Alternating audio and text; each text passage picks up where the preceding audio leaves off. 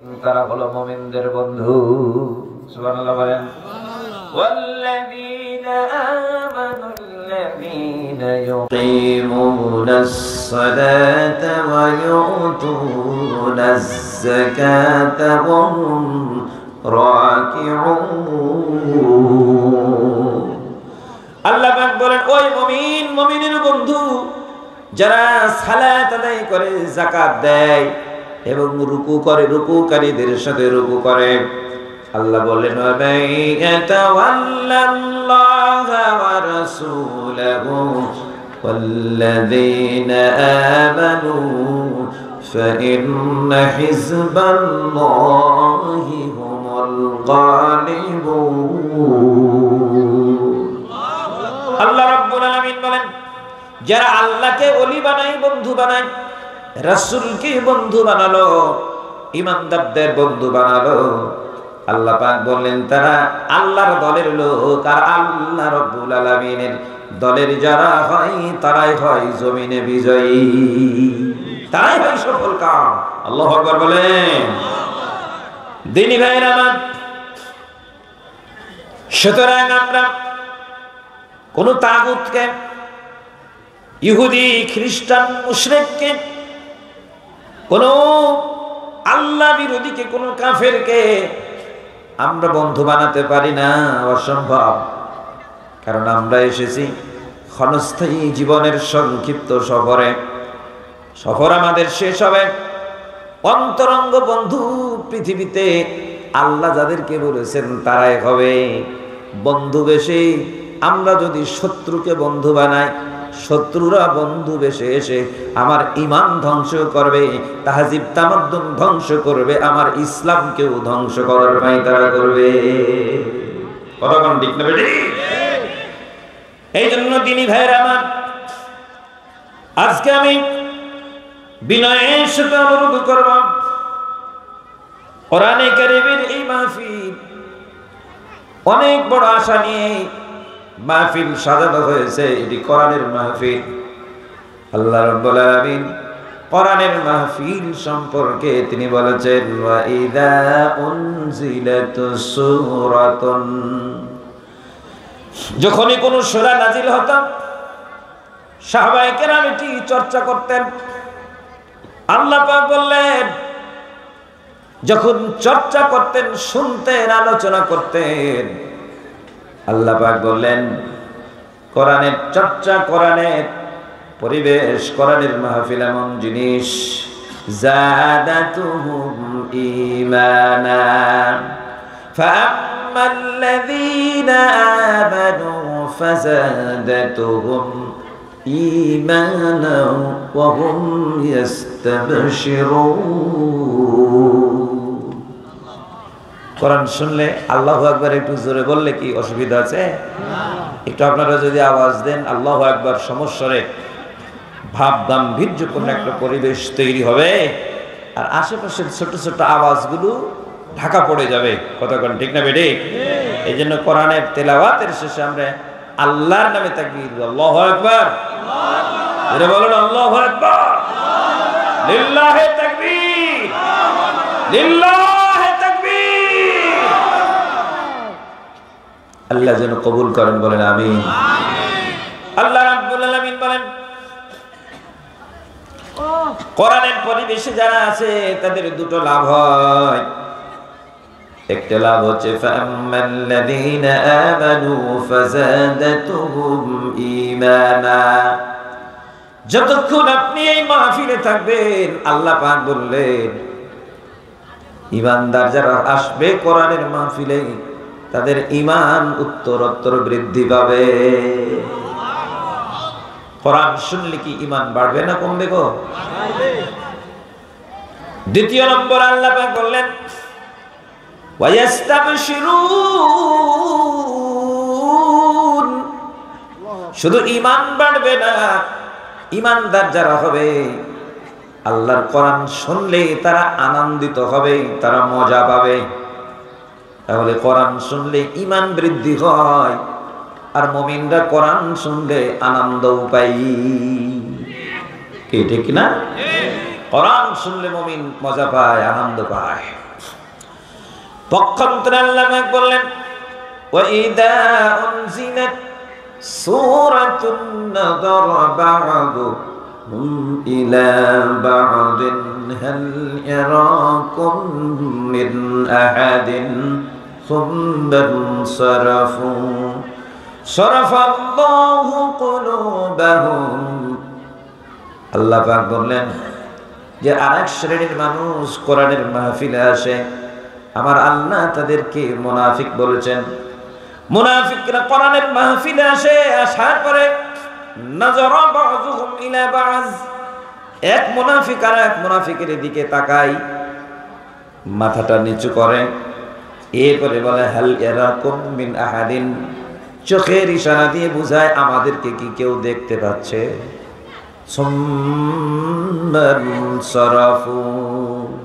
অতঃপর মাথা নিচু করে উঠে যায়, মাহফিল থেকে চলে যায়।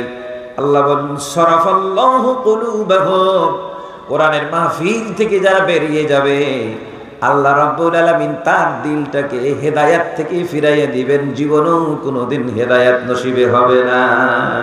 নাউজুবিল্লাহ বলেন। মাহফিলে আসেননি ভালো কথা, এসেছেন যদি বের হয়ে যান, আল্লাহ বলছেন এটা মুনাফিকের লক্ষণ। মুনাফিকরা এই কাজটা করতো রাসূলের যুগে, এখনো কিছু মুনাফিক আছে, একটু যদি মতের বিরুদ্ধে আওয়াজ হয় আস্তে করে উঠে চলে যায়, ভাব এমন দেখাচ্ছে মনে হচ্ছে ওর বাপের ভিটাই বসে আছে। হ্যাঁ, আজকে তুমি কোরআনের ব্যাপারে অবজ্ঞা প্রদর্শন করছো, আল্লাহ রাব্বুল আলামিন হেদায়েত শূন্য করে দিবে, কান ধরে মালাকুল মউত জমিন থেকে টেনে কবরে ঢুকাই দিবে। কতক্ষণ ঠিক না? অত ফায়দারা করার সময় আছে নাকি? আর দেখার সুযোগ আছে? জমিন কারো বাবার নামে ইজারাদারি দেওয়া নাই, এই জমিনের মালিক কে? আকাশের মালিক কে? নদী নালা খাল বিল পাহাড় পর্বত সমস্ত সৃষ্টিরাজির মালিক কে? শের সাজিমের মালিক মহান আল্লাহ। উনি মনে হয় ব্যর্থ নাকি? ওনার ক্ষমতা নেই, পাওয়ার নেই? কতক্ষণ আছে না নেই? আমার আল্লাহর পাওয়ার কি দেখতে চান? এখনো দেখেননি তাই না? আমার আল্লাহ রাব্বুল আলামিন পাওয়ার দেখালে টাইম দেন 45 মিনিট। কি ঠিক না বেটে? যা আছে ব্যাগেজ গুটাইয়া চলে যাওয়া লাগবে, টাইম দেবেন না। 45 মিনিট। দিনী ভাইরা আমার, একটু আমার দিকে খেয়াল করেন, কানাকানি করার সুযোগ নাই, কারণ কে কোন দল করেন এটা আমি দেখতে আসি নাই। আমি এসেছি আপনার কাছে কোরআন প্রচার করতে। যদি আপনি কোনো দলকে ভালোবাসেন, দলের পূজা করেন গা, অসুবিধা নেই, কিন্তু এই জমিনে আল্লাহ পাক কোন দলকে ইজারাদারি দেননি, জমিনের মালিক আমার আল্লাহ। কথা বলতে কিনা? এই জন্য আমি অনুরোধ করব, আমরা কোরআনের মাহফিলে এসেছি, এই কোরআন থেকে আমাদের কিছু সবক নেওয়া লাগবে, আগামী দিনে পথ চলার সিদ্ধান্ত নেওয়া লাগবে। কারণ ক্ষণস্থায়ী জীবনের সফর আমাদের খুবই সংক্ষিপ্ত। ইতিমধ্যেই মূল্যবান সময় আমরা পার করে ফেলেছি, এই সময়গুলো যেন কাজে লাগে, কারণ মৃত্যুর আগ পর্যন্ত আমাদের সময়। মৃত্যুর ঘড়ঘড়ানি আওয়াজ শুরু হয়ে গেলে তওবাও কবুল হবে না, কোনো ভালো কাজ করার সুযোগ আর হবে।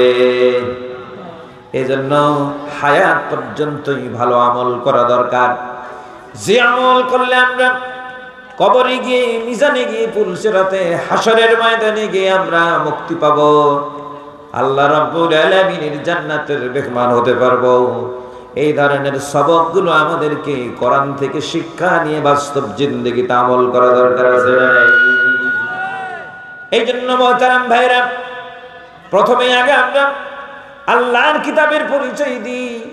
সূরা আল বাকারার প্রথম অংশ থেকে যে আয়াতে কারিমা আমি তেলাওয়াত করেছি আপনাদের সবার জানা, আমার সাথে বলবেন আউযু বিল্লাহি মিনাশ শাইতানির রাজীম, বিসমিল্লাহির রাহমানির রাহিম, যালিকাল কিতাবু লা রাইবা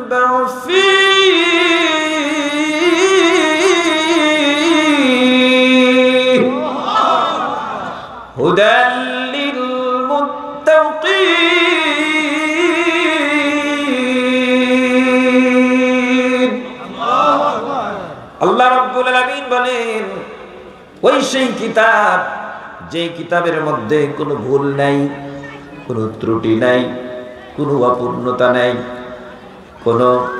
কোনো খারাপ বিষয় নাই। আল্লাহ রাব্বুল আলামিন বলেন এমন একটি কিতাব যেই কিতাবটি আল্লাহ ভীরু যারা তাদেরকে হেদায়াত দিয়ে আল্লাহর জান্নাতে নিয়ে যাবে।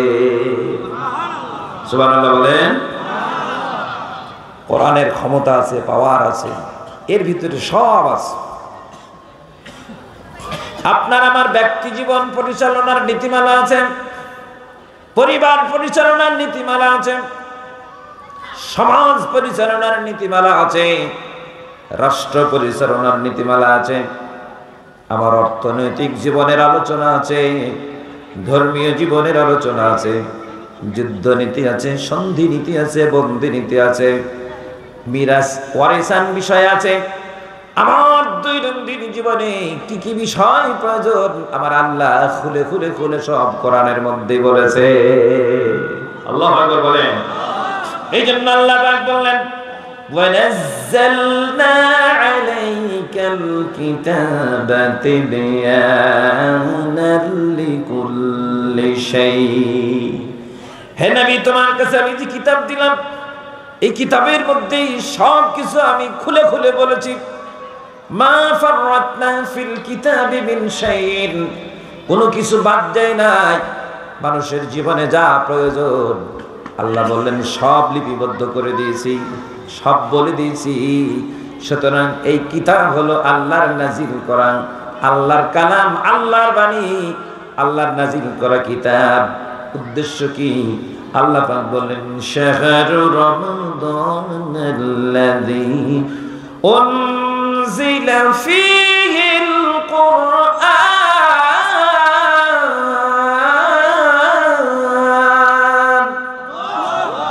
হুদাল লিন-নাসি ওয়া বাইয়িনাতিন মিনাল হুদা ওয়াল ফুরকান। আল্লাহ পাক বললেন রমজান মাসে কোরআন নাজিল করা হয়েছে মানুষকে হেদায়েত দেওয়ার জন্য, মানুষকে মুক্তি দেওয়ার জন্য, নাজাত দেওয়ার জন্য, মানুষকে বাঁচানোর জন্য। আল্লাহ পাক রব্বুল আলামিন বলেন যত হেদায়েতের উপকরণ সব এই কোরআনের মধ্যেই বিদ্যমান আছে। ওয়াল ফুরকান, এই কোরআন হলো সত্য মিথ্যা, হালাল হারাম, হক এবং বাতিলের মধ্যে পার্থক্যকারী। সুবহানাল্লাহ বলেন। সব কিছু তিবিয়ানান বলে দেওয়া আছে কোরআনে, কোনটা হক, কোনটা বাতিল, কোনটা সত্য, কোনটা মিথ্যা, কোনটা ন্যায়, কোনটা অন্যায়, কোনটা হালাল, কোনটা হারাম, কোরআনে আছে না? আপনাদের দিকে কোরআনে মনে হয় নাই নাকি? আমাদের শহীদ কোরআন আর শরীয়তপুরের কোরআন কি আলাদা? সারা বিশ্বের কোরআন একই না আলাদা? আহা, গোটা পৃথিবীর মানুষ যদি একদিকে হয়ে কোরআনের বিরোধী হয়ে যায়, কোরআনের কোনো ক্ষতি হবে? কোনো অসুবিধা হবে? কোরআন মনে হয় বিপদে পড়ে যাবে নাকি? দিনী ভাইরা আমার, দুটো জিনিস মনে রাখেন। কোরআন এসেছে মানুষকে মুক্তি দিতে। পৃথিবীর মানুষ যদি কোরআনের বিরুদ্ধে চলে যায় কোরআনের কোনো ক্ষতি হবে? ইসলাম এসেছে মানুষকে জীবন বিধান দিয়ে, পূর্ণাঙ্গ নিয়ম নীতিমালা দিয়ে সুষ্ঠু পরিবেশ তৈরি করার জন্য। মানুষ যদি ইসলাম না মানে কোরআনের যেমন ক্ষতি হবে না, ইসলামেরও তেমন কোনো ক্ষতি হবে না। কোরআন আর ইসলাম না মানলে মানুষের ক্ষতি হবে। কথা বলেন ঠিক না বেঠি? আজকে একটু দুনিয়ার দিকে নজর দেন তো, আপনারা তো আপডেট, কারণ মোবাইল ফোন সবার কাছে আছে। আপডেট মানুষ, আপনারা গোটা পৃথিবীর খবর নেন। মানুষ কি খুব সুখে আছে? মনে করেন খুব সুখে আছে না? খুব সুখে নাই ভাই। চকচক করলে শোনা হয় না। মানুষের দুটো রূপ আছে, একটা উপরের অংশ, একটা ভেতরের অংশ। উপরের অংশটা দেখা যায় কিন্তু ভেতরেরটা দেখা যায় না। আজকে গোটা পৃথিবীর মানুষ দুই শিবিরে বিভক্ত হয়েছে। একটা হচ্ছে শান্তির পক্ষের আর একটা হচ্ছে অশান্তির পক্ষের। দুই শিবিরে মানুষ বিভক্ত। এক শিবির ইসলামের পক্ষে আর এক শিবির ইসলামের বিপক্ষে। দুই শিবিরে গোটা পৃথিবীর মানুষ দাঁড়িয়ে গেছে। কিন্তু মজার ব্যাপার হলো, যারা চাই ইসলাম জমিন থেকে উঠে যাক, কোটি কোটি ডলার ইসলামের বিরুদ্ধে ইনভেস্ট করছে, ওই দেশের মানুষগুলো গোপনে গোপনে ইসলাম কবুল করছে। আল্লাহু আকবার বলেন। আমাদের পার্শ্ববর্তী দেশ ইন্ডিয়া, ভারতের অবস্থা আরো ভয়াবহ। ভয়াবহ মানে, আমি এই গত কিছুদিন আগে, এক সপ্তাহ হলো ঢাকায় একটা প্রোগ্রাম ছিল। তো ভারত থেকে একজন ইসলামী বিশেষজ্ঞ এসেছিলেন, উনিও ছিলেন, আমিও ছিলাম। তো ওনার সাথে আলোচনা করলাম। উনি বললেন যে মোহতারাম, আপনারা তো শুধু একটা অংশ জানতে পারছেন যে ওখানে বিজেপি সরকার, এটা হচ্ছে চূড়ান্ত রূপে ধর্মীয় মানে গোড়া সরকার, গোড়া মানে ওরা ওদের ধর্মকে, বিজেপি সরকার হিন্দু ইজমকে প্রতিষ্ঠিত করার জন্য পাগলের মতো হয়ে গেছে। এজন্য আমাদের মসজিদ ভেঙে দিয়ে ওরা মন্দির বানাইছে, ঠিক না বেটি? ওদের ধর্মকে জয় শ্রীরাম বলে প্রতিষ্ঠিত করতে চায়। কিন্তু মজার বিষয় হচ্ছে, ভারতে প্রত্যেক বছর 8.2% করে মানুষ ইসলামের পক্ষে কালেমা পড়ে ইসলামের পতাকা তলে অংশগ্রহণ করছে। আল্লাহু আকবার বলেন। যদি এই চিত্র হয়ে থাকে, প্রকাশ হচ্ছে না কেন? প্রকাশ করবে কে? গভর্নমেন্ট যখন ইন্টেনশনালি বিষয়গুলো বুঝতে পারে এটাকে চাপা দেওয়ার জন্য, তখন ওরা উঠে পড়ে লেগেছে যাতে করে বাইরে প্রকাশ না হয়, এটাই যেন প্রকাশ পায় যে না, ওখানে হিন্দুত্ববাদ, হিন্দু ইজমই ইস্টাবলিশড আছে, কিন্তু ভেতরের খবরটা ভিন্ন। দলে দলে মানুষ মুসলমানদের পক্ষে আসছে, ইসলামের পতাকা তলে আসছে। আল্লাহু আকবার বলেন। ওরা মনে করছে আগামী 30 বছরের মধ্যে, আগামী 30 বছর, বেশি না, মেজরিটি হয়ে যাবে মুসলমান ইন্ডিয়াতে। পাগল হয়ে গেছে। দিনী ভাইরা আমার, এই কারণে ডাক্তার জাকির নায়েককে ওরা ইন্ডিয়া থেকে তাড়িয়ে দিয়েছে। কারণ যখন ওদের ধর্মের অন্তঃসারশূন্য বিষয়গুলো যখন প্রকাশ পেয়ে যাচ্ছে, ইসলামের স্পিরিট, ইসলামের সৌন্দর্য যখন বিকশিত হচ্ছে, ওরা তখন ওনাকে রাখে নাই। মনে করলো এই তো দ্রুত ইসলামের দিকে মানুষকে টেনে নিচ্ছে, যুক্তি দিয়ে, প্রমাণ দিয়ে, দলিল দিয়ে। তখন ওরা রাতারাতি ওনাকে দেশ থেকে তাড়িয়ে দিয়েছে। কথা বলেন ঠিক কিনা? পৃথিবীর চিত্র ভিন্ন। আমেরিকা বললাম, ওদের একটা আমি রিপোর্ট পড়লাম, আগামী 50 বছর ওরা টার্গেট করেছে আমেরিকা মুসলমানদের হাতে চলে যাবে। 50 বছর ওরা টার্গেট করেছে। ইউরোপের অধিকাংশ দেশগুলো ওরা আশঙ্কা করছে আগামী 50 বছরের মধ্যে মুসলমান মেজরিটি হবে। অস্ট্রেলিয়া, কানাডা একে আতঙ্কে আছে। আপনারা হয়তো মনে করছেন গোটা পৃথিবীর বুকে মুসলিমদের রেখে আজকে কোণঠাসা করে ফেলা হয়েছে। কোণঠাসা করেছে যেমন সত্য, ওরাও কিন্তু বিপদে আছে, এটাও কিন্তু সত্য। কে ঠিক না বেটি? দিন ভাইরা আমার, আচ্ছা এই সাইডে কি আছে?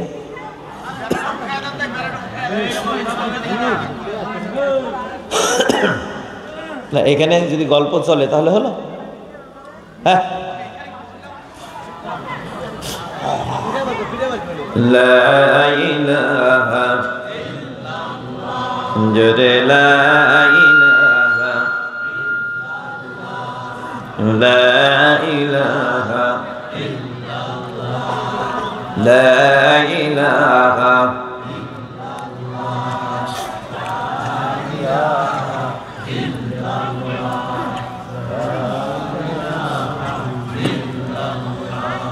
লা ইলাহা ইল্লাল্লাহু মুহাম্মাদুর রাসূলুল্লাহ সাল্লাল্লাহু আলাইহি ওয়াসাল্লাম। বাইরে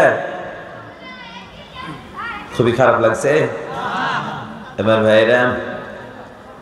আমি কিন্তু এমনি গল্প কম বলি, কোরআনের আয়াত দিয়ে কথা বলি। আমি আজকেও চেষ্টা করব আল্লাহর কোরআনকে সামনে নিয়ে কিছু কথা বলার। দিনী ভাইরা আমার, এই জন্য বলছিলাম আমরা মূলের সাথে থাকব, আমরা কোরআনের সাথে থাকব, ইসলামের সাথে থাকব। যদি আপনারা কোরআন পাহারা দেন, ইসলাম পাহারা দেন, আল্লাহ পাক বললেন ইযা জাআ নাসরুল্লাহি ওয়াল ফাত, যখন আসবে আল্লাহর সাহায্য এবং বিজয়।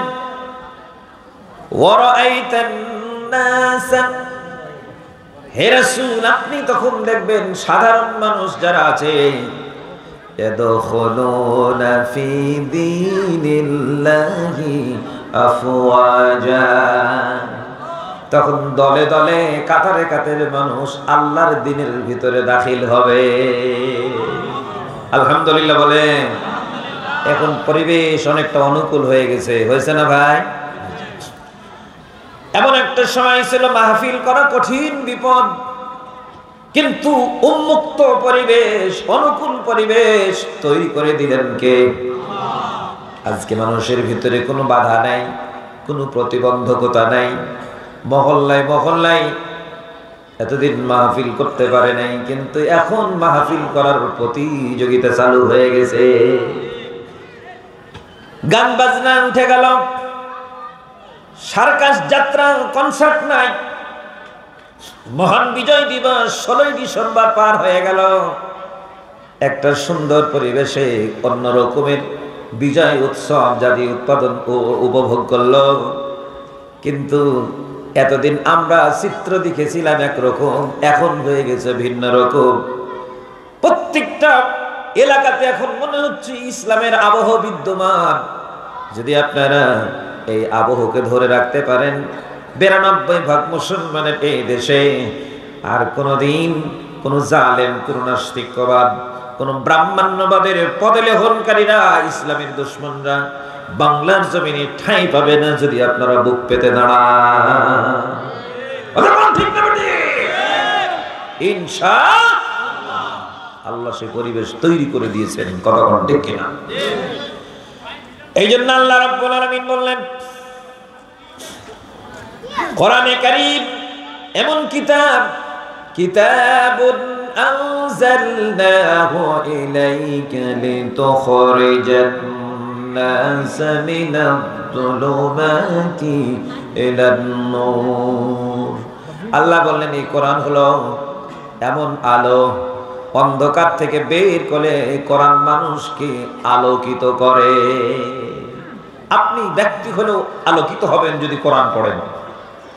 আপনার পরিবারে যদি কোরআনের চর্চা থাকলে পরিবার আলোকিত হবে। সমাজে যদি কোরআনের আইন বিধান চালু থাকে সমাজ আলোকিত হবে। আজকে সামাজিকভাবে দেখেন মদ, জুয়া, জেনা, ব্যভিচার, অশ্লীলতা, বেহায়াপনা এগুলো সামাজিকভাবে চালু হয়ে গেছে, যার কারণে কোরআনের আলো ওখানে নিভিয়ে দেওয়া হয়েছে। আজকে যদি সামাজিকভাবে কোরআনের বিধান চালু থাকতো, মদখোরকে যদি 80 ব্যাট মারার বিধান থাকতো, চোর চুরি করলে যদি হাত কেটে দেওয়ার বিধান থাকতো, জেনাকারীর বিরুদ্ধে যদি 100 ব্যাট মারার বিধান যদি সমাজে চালু থাকতো, আল্লাহর কসম করে বলছি আমার বাংলাদেশটাকে আজকে লুটপাটের স্বর্গরাজ্য কেউ বানাতে পারতো না। কারণ গরিব মানুষ চুরি করে, কি চুরি করে? ও তো জুতা চোর চুরি করে, বেগুন চুরি করে, আম চুরি করে, মুরগি চুরি করে। এদের জন্য তো হাত কাটার বিধান নেই, কিন্তু এক কলমের খোঁচাই শিক্ষিত চোরেরা শত শত কোটি, হাজার হাজার কোটি টাকা চুরি করে, ডাকাতি করে। আমার আল্লাহ বলছেন এই চোর আর ডাকাতের তো হাত কাটার বিধান আছে। কিন্তু জুতা চোর ধরা পড়লে জুতা চোর গণপিটুনি খায়, আর বড় চোরেরা বেকসুর খালাস, ওরা বিমানবন্দর ব্যবহার করে বিদেশে পালায়। অতক্ষণ ঠিক না বেটে? এই হচ্ছে চিত্র। যদি ইসলাম কায়েম থাকতো আমার দেশে চোর থাকতো না, ডাকাত থাকতো না, জেনাকারও থাকতো না। কতক্ষণ ঠিক না বেঠি? দিনী ভাইরা এই জন্য অনুরোধ করবো, আমরা কি কোরআনের পক্ষে থাকতে হবে? পারবো? দুই হাত উঁচু করে দেখান, লিল্লাহে তাকবীর। আল কোরআনের আলো শুধু ঘরেই জ্বালবেন, এটা ঘরের বাইরে, এবার বড় ঘরে নেন, এটা পারা যাবে না। আগামী দিনে সিদ্ধান্ত নেন আমরা আল্লাহর কোরআনকে সংসদে নিয়ে যাব। জোরে বলেন ইনশাআল্লাহ। সমস্যার আওয়াজ, আল কোরআনের আলো ঘরের বাইরে নিবেন না, এরাদা করেছেন সংসদে জ্বালো। এবার জ্বালবো আমরা সংসদে, আল কোরআনের আলো সংসদে জ্বালো। আলহামদুলিল্লাহ, দীর্ঘদিনের অভ্যাস তো দূর হচ্ছে না। আল্লাহ যেন কবুল করেন, আমিন বলেন, জোরে বলেন আমিন। কোরআনের পক্ষে থাকবো আমরা, বলেন ইনশাআল্লাহ। আল্লাহ রাব্বুল আলামিন বলেন, ইন্নাদ-দীনা ইনদাল্লাহিল ইসলাম। দ্বিতীয় নম্বর হচ্ছে আল্লাহর কাছে মনোনীত দিন, তার নাম ইসলাম। বলেন তার নাম কি? একমাত্র পূর্ণাঙ্গ মুকাম্মাল দ্বীনের নাম ইসলাম। আল্লাহ নিজে বলছেন, আল-ইয়াউমা আকমালতু লাকুম দীনাকুম ওয়া আতমামতু আলাইকুম নি'মাতি ওয়া রাদিতু লাকুমুল ইসলাম দীনা। আল্লাহ পাক বলেন, আজকের দিন ইসলাম কি পরিপূর্ণতা দিলাম, আমার নিয়ামতকে পূর্ণতা দিলাম, আর তোমাদেরকে ইসলামকে দিন হিসাবে দিয়ে আমি আল্লাহ রাব্বুল আলামিন রাজি খুশি হয়ে গেলাম। তাহলে ইসলামের ব্যাপারে আল্লাহ খুশি আছেন। আর অন্যান্য দিনে তো আছে না? অন্যগুলো হলো আদিয়ানে বাতিলা, হিন্দুইজম, খ্রিস্টানিজম, ইহুদিজম, বৌদ্ধইজম, এগুলো সব ইজম, কিন্তু ওগুলো দিনের নামে বাতিলা। কতক্ষণ ঠিক কিনা? ওগুলোর সাথে আল্লাহর কোনো সম্পর্ক আছে? কতক্ষণ আছে? সব বাতিলা। আর ইসলাম হলো একমাত্র পূর্ণাঙ্গ, ইসলাম হলো হক দিন। এখন মুসলমান কি অন্য দিনের সাথে কোনো কিছু মিলিয়ে ভাগাভাগি করে চলতে পারে? মুসলমান থাকবে ইসলামের পক্ষে, অন্যরা থাকবে ওদের দিনের পক্ষে। কতক্ষণ ঠিক কিনা? আমার দেশে অন্য ধর্মের মানুষ আছে, থাকবে, কারণ জোর করে কোন মানুষ কি মুসলিম বানানোর বিধান আল্লাহ দেয় নাই। দিয়েছে নাকি? কোন হিন্দুকে জোর করে কালেমা পড়ায় মুসলমান বানা যাবে?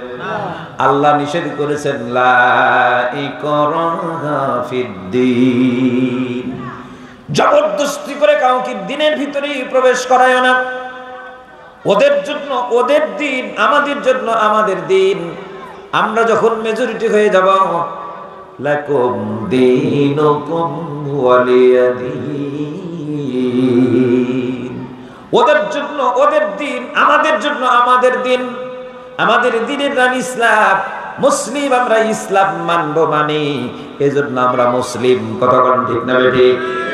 আল্লাহ পাক বললেন, তোমরা যখন ইসলাম মানো, মানবে, পরিপূর্ণ রূপে মানবে, কিছুটা ওদের কিছুটা তোমাদের, এরকম না। এই জন্য আল্লাহ পাক বলেন, ইয়া আইয়ুহাল্লাযীনা আমানু দুখুলু ফিস-সিলমি কাফা ওয়া লা তাত্তাবিউ খুতুওয়াতিশ শাইতান ইন্নাহু লাকুম আদুউম মুবিন।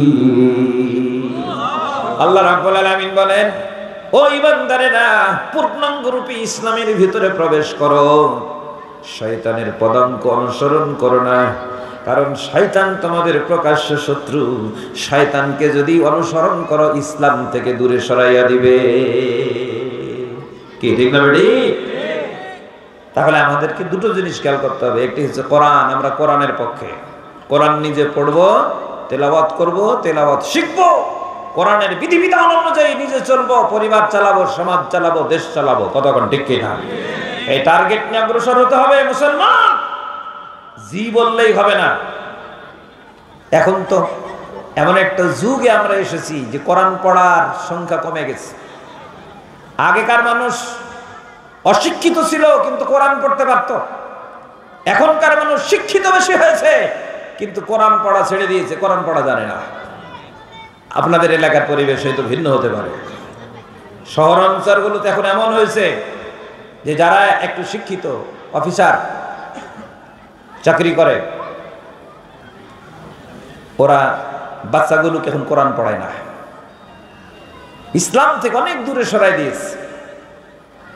ওরা ABCD শিখে, ইংরেজি শিখে, ওরা ওই ইংলিশ মিডিয়াম স্কুলে পড়ে। আর বাপ মরে গেলে জানা যায় এসে এতিমের মতো দাঁড়ায় থাকে, কিছু জানে না। কি বলবে কম? জানাজার দুয়াও জানে না, সূরা ফাতিহাও জানে না, অন্য সূরা মিলিয়ে নামাজ পড়া লাগে এটাও জানে না, রুকুর তাসবিহ কি তাও জানে না, সিজদার তাসবিহ কি তাও জানে না। নিজেকে মুসলমান দাবি করে। বলেন এর থেকে বড় অসহায় পৃথিবীতে আর কেউ আছে? তুমি তোমার রবকে ডাকতে হয় কি করে তাও জানো না। শিখোনি, পৃথিবীর সব শিখেছো, রবকে ডাকা শিখোনি, রবের সাথে কথা বলা শিখোনি। কিছুদিন আগে দেখলাম ঢাকায় এক ভদ্রলোক ফেসবুকে এসে সুসাইড করলো, আত্মহত্যা করছে। বড় মানুষ, জিজ্ঞেস করা হলো কেন? তো বলছে আমি একাকিত্ব ফিল করছি, আমার ছেলে এক জায়গায়, মেয়ে এক জায়গায়, বউ এক জায়গায়, আমি একা, আমার সাথে কেউ নাই, আমি একাকিত্ব ফিল করছি। এই লাইফে বেঁচে থেকে লাভ নাই, মরে যাওয়াই ভালো। কিন্তু বলেন দেখি আপনি জীবনে একা হলেন কেন? একা তো হওয়ার কথা ছিল না, হইলেন কেন? পৃথিবীর সব মানুষ যদি আপনাকে ছেড়ে চলে যায়, একজন আছে যিনি আপনাকে ছেড়ে যাবেন না, তিনি কে? আল্লাহ। ছেলে বলেন কে? আল্লাহ। এই জন্য আল্লাহকে ইলাহ বলা হয়। বলেন তো কি বলা হয়? আল্লাহু লা ইলাহা ইল্লা হুয়াল হাইয়ুল কাইয়্যুম। আল্লাহ, তিনি ছাড়া কোনো ইলাহ নেই। ইলাহ মানে আইন দাতা, ইলাহ মানে জীবন দাতা, বিধান দাতা, মৃত্যু দাতা, অর্ডার দাতা, নির্দেশ দাতা। কিন্তু ইলাহ এর আরেকটা অর্থ আছে। ইলাহ শব্দের অর্থ হচ্ছে আশ্রয় দাতা। ইলাহ শব্দের অর্থ কি? আশ্রয় দাতা। ইলাহ এসেছে, ইলাহ শব্দটি এসেছে উলুহিন থেকে। উলুহুন শব্দের অর্থ আশ্রয় দাতা। কারণ পৃথিবীতে মানুষ বাবার কাছ থেকে নিরাশ হতে পারে, বাবা সন্তানকে বঞ্চিত করতে পারে, মা সন্তানকে বঞ্চিত করতে পারে, ভাই ভাইকে বঞ্চিত করতে পারে, প্রেমিক প্রেমিকাকে বঞ্চিত করতে পারে, কিন্তু স্ত্রী স্বামীকে বঞ্চিত করতে পারে, স্বামী স্ত্রীকে বঞ্চিত করতে পারে। সবার কাছ থেকে ফেড আপ হয়ে, নিরাশ হয়ে বান্দা যখন একা হয়ে যাচ্ছে, একাকিত্ব অবস্থায় বান্দা যখন আল্লাহর কাছে এসে আশ্রয় চাই, মাওলা আমার বাপ ফিরিয়ে দিয়েছে, মা ফিরিয়ে দিয়েছে, আমার প্রেমিক প্রেমিকা ফিরিয়ে দিয়েছে, আমার স্বামী ফিরিয়ে দিয়েছে, স্ত্রী ফিরিয়ে দিয়েছে, কারো কাছে আমার ঠাঁই নাই। আর সাজিমের মালিক তুমি আমার মনিব, আমি তোমার কোলে উঠে গেলাম, আমাকে তুমি ফিরাইয়া দিও না। আমার আল্লাহ রাব্বুল আলামিন বললেন, বান্দারে তুমি যদি আমার কাছে এসে যাও, আমি আল্লাহ রাব্বুল আলামিন দুনিয়ার সবাই তোমাকে মাহরুম করবে, আমি তোমাকে বঞ্চিত করব না, আমি তোমাকে আশ্রয় দিব। উদউনি আস্তাজিব লাকুম, আমাকে ডাকো, আমি তোমার ডাক শুনি, তোমার ডাকে আমি সাড়া দেব। পৃথিবীর সবাই তোমাকে ফিরাবে, আমি আল্লাহ রাব্বুল আলামিন তোমাকে ফিরাবো না। কতক্ষণ ঠিক কিনা? ভিক্ষুকের কথা উনি শোনেন, প্রেসিডেন্টের কথা উনি শোনেন, শিক্ষিত মানুষের ডাকও শোনেন, অশিক্ষিত মূর্খ মানুষের ডাকও তিনি শোনেন। আর আপনি যদি ডাকতে জানেন, আপনার ভাষা দিয়েই ডাকবেন। আমার আল্লাহ রাব্বুল আলামিন আপনার ভাষাটাও তিনি জানেন। সুবহানাল্লাহ বলেন। কতক্ষণ ঠিক কিনা? আমার দিনী ভাইয়েরা, এজন্য আমরা আজকে আমার রবকে ছেড়ে দিয়েছি, এই কারণে আমরা একা হয়ে গেছি। পৃথিবীতে কোনো মানুষ একা নয়। রাসূল বলেছেন, তোমরা যদি আল্লাহর সাথে কথা বলতে চাও তাহলে নামাজে দাঁড়িয়ে যাও, নামাজে দাঁড়িয়ে কোরআন তেলাওয়াত করো। যখন তুমি কোরআন তেলাওয়াত করবে সরাসরি তুমি তোমার আল্লাহর সাথে কথা বলবে। আর রহমান আল্লামাল কুরআন খালাকাল ইনসানা আল্লামাহুল বায়ান الشمس والقمر بحسبان والنجم والشجر يسجدان والسماء رفعها ووضع الميزان ألا تطغوا في الميزان وأقيموا الوزن بالقسط ولا تخسروا الميزان والأرض وضعها للأنام فيها فاكهة والنخل ذات الأكمام والحب ذو العصف والريحان فبأي آلاء ربكما تكذبان বলেন আল্লাহু আকবার। আমার ভাইরা, আমার আল্লাহ থেকে আমরা অনেক দূরে সরে গেছি।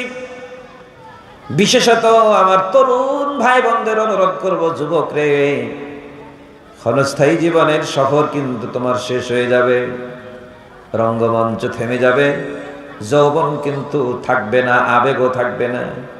আজকে আবেগ আছে, একজন অপরিচিতা মেয়ের সাথে তুমি প্রেমের সম্পর্কে জোড়ালা, জোড়ায় গিয়ে অবৈধ সম্পর্ক তৈরি করলা।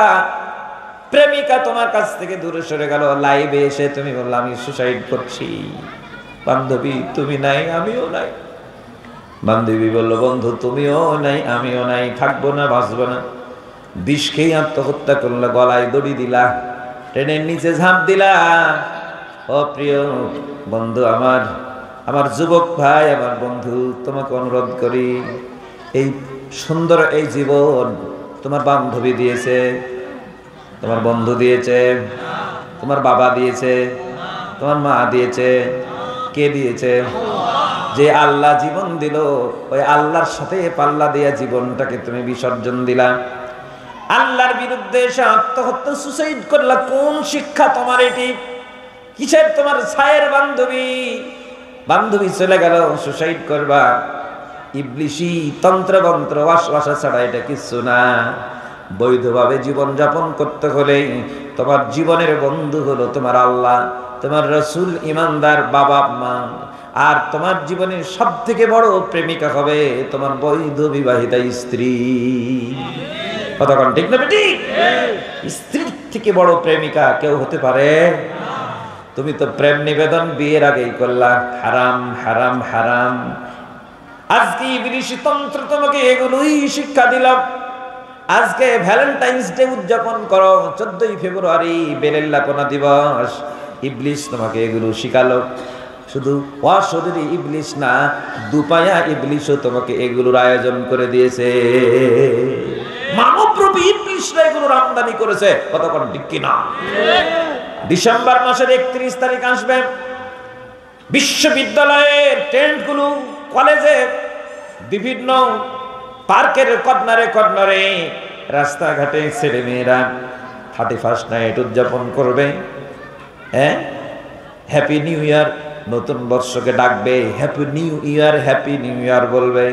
কিন্তু হ্যাপি মানে সুখী, নিউ ইয়ার মানে নতুন বর্ষ, সুখী হোক, সুখী হোক। তুমি বললে সুখী হবে, না বললে মনে হয় দুঃখী হবে। তোমার বাবার ক্ষমতা নাই কোন বর্ষকে তুমি সুখী আরো দুঃখী বানাতে পারো। কথা ঠিক কিনা? কারণ তুমি নিজে সুখী হবা না দুঃখী হবা, এটা তুমি নিজের চিন্তা করো। পহিলা বৈশাখ উদযাপন করতে গিয়ে ছেলে মেয়ে একাকার হয়ে গেলা, হাতে শাখা দিলা, কপালে সিঁদুর দিলা। এরপরে তোমরা ওই বিভিন্ন জন্তু জানোয়ারের মুখোশ পরলা। মুখোশ পরার পরে তোমরা শান্তির মিছিল করছো, আর বাকবাকুম বাকবাকুম ডাকছো। আল্লাহর কসম করে বলছি, এই জমিনে তোমরা শান্তি তো আনছই না, বরং আল্লাহর গজবকে দাওয়াত দিয়ে ডাকছো। কি ঠিক না বেটি? গজব আমদানি করছো তোমরা, আর এই গজবের আমদানি কারক তোমরা হয়ে গেলা, আর রপ্তানি কারক দাদারা হয়ে গেল।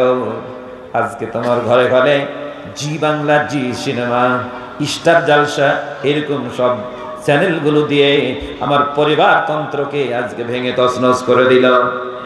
আজকে স্বামী স্ত্রীর মধ্যে দূরত্ব তৈরি করে দিলাম। শ্বশুর শাশুড়িকে সহ্য করতে পারে না, দেবরের সাথে প্রেম প্রীতি করে স্বামীর জায়গায় দেবরকে বসায়, আর এক স্বামীকে 2 বার 3 বার তালাক দিয়ে আবার ওই স্বামীর সাথে ঘর সংসার করা শিখায়। এটাই হলো হিন্দু সংস্কৃতি, এটাই হলো অপসংস্কৃতি, এটাই হচ্ছে বদ দিনের, এটাই হচ্ছে খাসলত। কথা ঠিক না বেটি? এগুলোর সাথে মুসলমানের কোনো সম্পর্ক না। অথচ আমার সন্তানরা, যুবকেরা আজকে এগুলোই শিখে, এগুলোই প্র্যাকটিস করে নিজেকে মুসলমান বলতেছে। আমাকে একজন বলছে, হুজুর একটু বিশ্ববিদ্যালয়ে আগামী মাসের 15 তারিখে আপনার দাওয়াত থাকলো। আমি বললাম বিশ্ববিদ্যালয়ে কেন গো? বলছে আপনি কবুল করেন। তা আমি বললাম কিসের দাওয়াত বলো? বলছে আগে বলবো না, আগের দিন আপনাকে বলবো। আমি বললাম আচ্ছা ঠিক আছে, আগের দিন জানাও। 15 তারিখে দাওয়াত, 14 তারিখে আমাকে বলল, হুজুর আমরা একজন আর একজনকে পছন্দ করি, আমরা বিশ্ববিদ্যালয়ে গিয়ে বিয়ে করব, ওদের পরিবারের কেউ থাকবে না, বন্ধু বান্ধব কয়েকজন থাকবে, আর আপনি বিয়েটা পড়াইয়া দিবেন। তাই নাকি? বলছে হ্যাঁ। আমি বললাম আচ্ছা ওকে, যাবো। আমি গেলাম 15 তারিখে। যাওয়ার পরে দেখছি পাশাপাশি 2 জন বসা, একজন শাড়ি পরেছে আর একজন জামা পায়জামা পরে বসে আছে। আমি শুধু বললাম তোমাদের বাপ মা নাই? তো আছে, কিন্তু বলা যাবে না। বলছে কেন? ওরা জন্ম দিল বলা যাবে না কেন? ওরা বড় করলো বলা যাবে না কেন? ইউনিভার্সিটি লেখাপড়া শিখালো, তোমরা কি জন্তু জানোয়ার না মানুষ হয়েছ? তো বললো হুজুর আপনাকে আনলাম বিয়ে পড়াতে। নসিহত শুরু করে দিলেন, তাহলে অন্য হুজুর ডাকলেই তো ভালো ছিল। আমি বললাম সেটা বড় কথা না, বিয়ে আমিও পড়াবো, কিন্তু তোমাদের বিবেককে জিজ্ঞেস করো কাজটা ঠিক হচ্ছে না বেঠিক হচ্ছে। আল্লাহ রাসূল বললেন লা নিকাহা ইল্লা বিওয়ালিয়িন, ওলি অভিভাবক ছাড়া কোনো নেকাহ হবে না, কোনো বিয়ে হবে না। তোমার ওলি নাই, তোমার অভিভাবক নাই, কেউ নাই, তোমরা আজকে মনে হচ্ছে যেন জন্তু জানোয়ারের মতো। এই কাজ তোমরা সারতে এসেছো, কে তোমাদেরকে শিক্ষা দিল? তো বলছে হুজুর আপনি পড়ায় দেন, আমরা সম্পর্কে জড়ায় গেছি, কারণ অবৈধ সম্পর্ক, খারাপ কিছু হচ্ছে। আমি বললাম খারাপ হওয়ার ভয় আছে, অথচ খারাপ তরিকাতে বিয়ে করছো, এটাকে আবার হালাল করলো কে? আমি ওদের ডেকে বুঝায় বললাম সোনা ভাইরা আমার, 1 মাস আমাকে টাইম দাও, তোমার বাপের বাড়ি আমি যাব, তোমার বাপের বাড়ি আমি যাব, উভয় পরিবারকে আমি বুঝাবো, বুঝানোর পরে পারিবারিকভাবে তোমাদের বিয়ের ব্যবস্থা করব, তোমরা দাম্পত্য জীবনে সুখী হবা। আল্লাহর কসম করে বলছি, বৈধ পথে থাকো, হারাম পথে যেও না। দিনী ভাইরা আমার বুঝাইয়ে দিয়ে ওদের বাড়ি পাঠালাম। 1 মাস পরে ওদের বিয়ের ডেট হয়ে গেল, পারিবারিকভাবে বিয়ে হলো। পারিবারিকভাবে বিয়ে হলো। এখন পর্যন্ত ওই দম্পতি আমাকে দেখলে, ওই দূর থেকে দেখলে মোটরসাইকেল থেকে নেমে গিয়ে দুইজনই সালাম দেয়, হুজুর আপনি যে কাজটা করে দিয়েছেন সারা জীবন আমাদের মনে থাকবে, কারণ ওইভাবে করলে আমরা জীবনে সুখী হতাম না। আমার ভাইয়েরা, আজকে শয়তানি তন্ত্র আমাদের ভিতরে চালু হলো। একটা গাড়িতে আমি যাচ্ছি, এক বোন বলছেন এবছর আমি 2 বার ম্যারেজ ডে পালন করলাম। তো বলছে 2 বার মানে কি? বলছে আমি প্রত্যেক বছর 2 বারই করি। একটা গোপনে গোপনে বিয়ে করেছি, ওই ম্যারেজ ডে, আর একবার পারিবারিকভাবে বিয়ে করেছি, ওটারও একটা ম্যারেজ ডে। অর্থাৎ ও জীবনে 2 বার বিয়ে করেছে, বছরে 2 বার ম্যারেজ ডে পালন করে। আর একজন বলছে তুমি 2 বার করো, আমিও তো না, 2 জনই 2 বার। আমি চিন্তা করলাম তার মানে বোঝা যাচ্ছে 2 জনই যদি 2 বার হয়, তাহলে আর 10 জনকে জিজ্ঞেস করলে 10 জনই মনে হয়ে বলবে আমরাও 2 বার। তাহলে গোপনে বিয়ে আবার পারিবারিক বিয়ে, বলেন দেখি এটা ইসলামে কি জায়েজ আছে? যুবকেরা আওয়াজ দেওয়া জায়েজ আছে? তাহলে এই অবৈধ সম্পর্ক গড়ে ইসলামের নাম দিয়ে অবৈধ পন্থায় বিয়ে করার পদ্ধতি তোমাকে কে শিখিয়েছে? বিলকুল হারাম, বিলকুল হারাম, বিলকুল হারাম। কথা ঠিক না বেটে? বিয়েই শুদ্ধ হয়নি, বাচ্চা হইলে বৈধ হবে না জারজ হবে? কথা কন। তোর বিয়েই ঠিক হয়নি বেটা, তোর বাচ্চা হইলে জারজ সন্তান হবে। আর এই জারজ সন্তান যদি ভূমিষ্ঠ হয়, তাহলে এই জারজ সন্তান দিয়ে আর যাই হোক এই বাচ্চা তোমার কোনো উপকারে দুনিয়াতেও আসবে না, আখিরাতেও আসবে না। কথা কোন ঠিক না ঠিক? খেল তামাশা বানায় ফেলেছে ইসলামকে, তাই না? খেল তামাশা। ইসলাম খেল তামাশার বিষয় নয়, ইসলাম একটি পূর্ণাঙ্গ জীবন বিধানের নাম, আল্লাহ দেওয়া বিধান। কথা কোন ঠিক না ঠিক? ছোট হোক বড় হোক, আল্লাহ বলছেন পূর্ণাঙ্গ ইসলামের ভিতরে প্রবেশ করতে হবে, পরিপূর্ণ। ইসলামের সাথে কোনো আপোষ করা যাবে না। এই জন্য তরুণরা, যুবকরা, আমি বলি শোনো, নবীজি সাল্লাল্লাহু আলাইহি সাল্লাম বললেন, কান লাগাও, লা তাজুলু কদামু ইবনে আদম হাত্তা ইউসআল আন খামসিন। আল্লাহর নবী বললেন, আল্লাহর আদালতে 5টি প্রশ্নের জবাব না দিয়া কদম সামনে যাবে না। আল্লাহর আদালতে। কার আদালতে?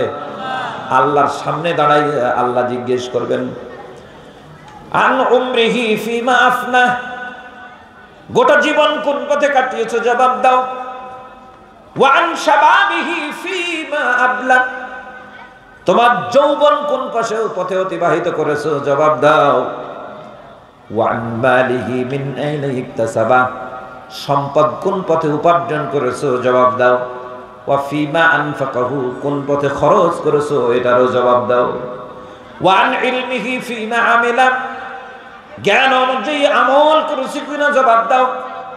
আল্লাহর সামনে দাঁড়াইয়া 5 প্রশ্নের জবাব না দিয়ে নবীজি বললেন, এক কদম তুমি সামনে যেতে পারবে না। আর এমন একটা দিনে এরকম ঘটনা ঘটবে, তোমার পক্ষে তুমি কোনো লোকও খুঁজে পাবে না, কেউ থাকবে। واتقوا يوما لا تجزي نفس عن نفس شيئا ولا يقبل منها شفاعة ولا يؤخذ منها عدل ولا هم ينصرون। রব্বুল আলামিন বলেন, ওই দিনকে ভয় করো, যেই দিন কোন মানুষের উপকারে আসবে না, এমনকি কোনো কিছু কারোর শাফাত মঞ্জুর করা হবে না, কোনো হাদিয়া তোহফাও কবুল করা হবে না, কোনোভাবে সাহায্য করা হবে না। এমনকি নিজের মা দূরে সরে যাবে, বাবাও দূরে সরে যাবে, সন্তান দূরে সরে যাবে। ইয়াউমা ইয়াফিরুল মারউ মিন আখিহি ওয়া উম্মিহি ওয়া আবিহি ওয়া সাহিবাতিহি ওয়া বানিহি لكل امرئ منهم يومئذ شأن يغنيه। الله أكبر বলেন, ইয়াফিরুল মারউ মিন আখিহি, ভাইয়ের কাছ থেকে পালাবে, ও উম্মিহি, মায়ের কাছ থেকে পালাবে, ওয়া আবিহি, বাবার কাছ থেকে পালা হবে, ও সাহিবাতিহি, প্রিয়তমা স্ত্রীর কাছ থেকে পালিয়ে যাবে। সেদিন কোনো পরিচয় নেবে না, কেউ কারো উপকারে আসিবে না। এই সময় আমাদের জীবনে আসবে কিনা কোন? আসবে না? আসবে। কয়দিনের জন্য এসেছেন এখানে? কয়দিন? এত ফুটানি কেন? চন্দ দিন কা মেহমানি है तमाम आखिर ठिकाना, कोई आगे रवाना है कोई पीछे रवाना। কয়েকদিনের মেহমান হয়ে এসেছি, আগে অথবা পিছে আমাদের রওনা দেওয়া লাগবে, যেতেই হবে, কোনো উপায় নাই, যখন যেতেই হবে। সুতরাং ইসলামের বাইরে জীবন পরিচালনা করে কোনো লাভ নাই। আসুন ভাইরা, এজন্য আমি বিশেষভাবে অনুরোধ করি, বলেন ইসলাম আছে যেখানে আমরাও থাকব, ঠিক আছে তো? কতক্ষণ ঠিক আছে? এখন সমাজে অনৈসলামিক কার্যকলাপগুলো চালু আছে, এই জায়গায় যদি ইসলামকে আনা লাগে তাহলে কি দোয়া করে আসবে নাকি? দোয়া করে আসবে না। এজন্য আল্লাহ রাব্বুল আলামিন বললেন আন আকিমুদ্দিন ওয়ালা তাতাফাররাকু ফি, সম্মিলিতভাবে তোমরা আল্লাহর দ্বীনকে কায়েম করে দাও, সবাই মিলে কায়েম করো। আওয়ামী লীগ, বিএনপি, জামাত ইসলামী, জাতীয় পার্টি, চরমনাই, রাজারবাগী, দেওয়ানবাগী, কাদিয়ানি, শাসনতন্ত্র, ঐক্যজোট, খেলাফতের মজলিস, আহলে হাদিস, হানাফি, সবাই মিলে আল্লাহর দ্বীনকে জমিনে কায়েম করো। ওয়ালা তাতাফাররাকু ফি, তোমরা আলাদা আলাদা হয়ে যেও না। সুবহানাল্লাহ বলেন। আল্লাহ তো বলছেন আলাদা হয়ে না, ঐক্যবদ্ধভাবে আল্লাহর দ্বীনকে জমিনে সবাই মিলে কায়েম করো। আমরা যদি সবাই মিলে চেষ্টা করি, বলেন আল্লাহর দ্বীন বিজয়ী হবে কিনা? আর যদি আমরা সবাই মিলে বিরোধিতা করি, আল্লাহর কি ঠেকা পড়েছে জমিনে? আল্লাহর দ্বীন দিবে আল্লাহ। দ্বীন তো এসেছে আমাদের জন্য। আমরা যদি না চাই, সুখে থাকতে যদি না চাই, তাহলে আল্লাহর কি ঠেকা পড়েছে? কতক্ষণ ঠিক না বেটি? এই জন্য দ্বীন কায়েম করা লাগবে। দ্বীন যদি কায়েম করতে যান, বদ দ্বীনের সাথে যারা আছে এরা বাধা দিবে। এই জন্য আল্লাহ রাব্বুল আলামিন বললেন, বাধা যখন দিবে, বাধার প্রাচীর ডাঙ্গিয়ে তোমাদেরকেও কিন্তু চেষ্টা করতে হবে। এটার নাম জিহাদ। বলেন এটার নাম কি? জিহাদ। এই জন্য আল্লাহ তাআলা বললেন সূরা তাওবার 111 নম্বর আয়াত, আল্লাহ পাক বললেন ইন্নাল্লাহা আশতারা মিনাল মুমিনিনা আনফুসাহুম ওয়া আমওয়ালাহুম বিআন্না লাহুমুল জান্নাহ يقاتلون في سبيل الله فيقتلون ويقتلون। রব্বুল আলামিন বলেন মুমিন যারা হবে ওদের জান এবং মাল আমি আল্লাহ খরিদ করেছি, বিনিময় হলো জান্নাত। সুবহানাল্লাহ বলেন। আল্লাহ জান্নাত বিনিময় হিসেবে আপনাদের দিয়ে দিয়েছেন, আর আমরা দিয়ে দিয়েছি আল্লাহকে জানার। আমরাও দিলাম, আল্লাহও দিলেন। তাহলে আমরা দিয়ে দিয়েছি জীবন আর সম্পদ আল্লাহর জন্য। আল্লাহ বলেন আমিও দিয়ে দিলাম জান্নাত। তাহলে জীবন আর সম্পদের মালিক কিন্তু আমার জীবন আর সম্পদের মালিককে আল্লাহ। আর আল্লাহ যে জান্নাত, বলেন এই জান্নাতের মালিককে আল্লাহ। হ্যাঁ, এটা একটু উল্টো হয়ে গেল না? আচ্ছা, আপনাদের এই এলাকাতে গরু ছাগল বিক্রি করা হয় এরকম কোন হাট আছে? কোথায় আছে? গোসাইর হাট। গোসাইর হাটে যখন কেউ গরু নিয়ে যায়, যে গরু বিক্রি করতে গেল তাকে বলে বিক্রেতা, আর যিনি খরিদ করতে আসলেন ওনাকে বলে কি? ক্রেতা। ক্রেতার কাছে পকেটে থাকে টাকা, আর বিক্রেতার হাতে থাকে গরুর দড়ি। কতক্ষণ ঠিক কিনা? দাম দর ঠিক হয়ে গেল। দাম কত? বললো 65,000। আচ্ছা ওকে, এখন 65,000 টাকা তখন দাম ফাইনাল।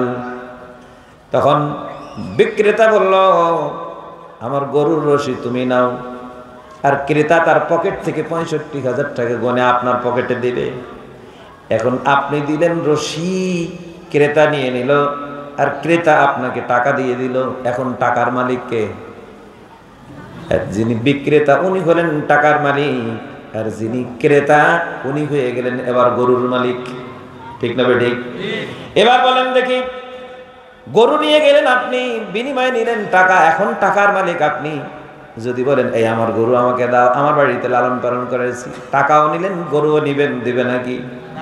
আপনাকে হাটের মধ্যেই কয়েকটা জুতার বাড়ি দিয়ে পাঠিয়ে দিবে, যা টাকা নিয়ে আবার গরু চাই। কতক্ষণ ঠিক না ঠিক?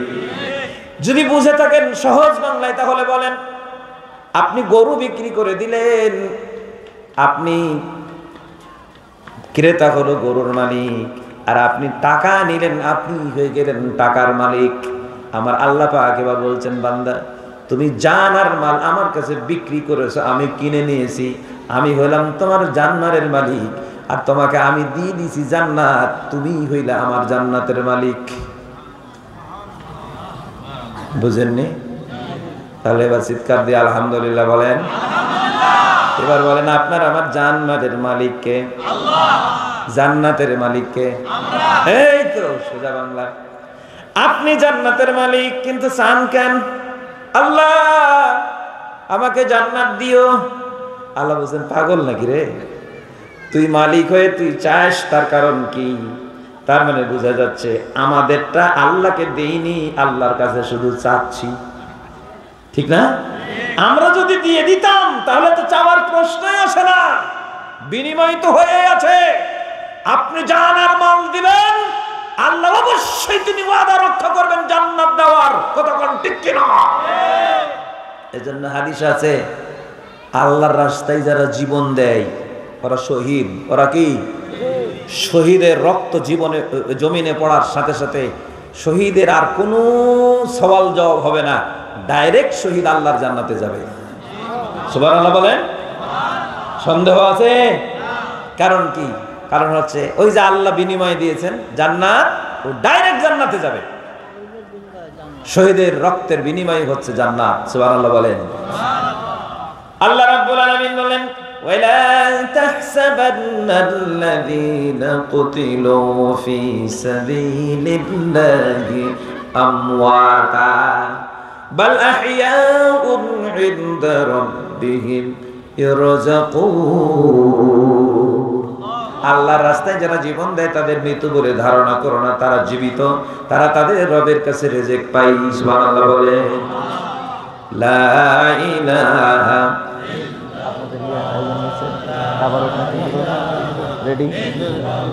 রেডি করতে বলেন, টাইম শেষ, দ্রুত রেডি করেন। লা ইলাহা জোরে লা ইলাহা লা ইলাহা লা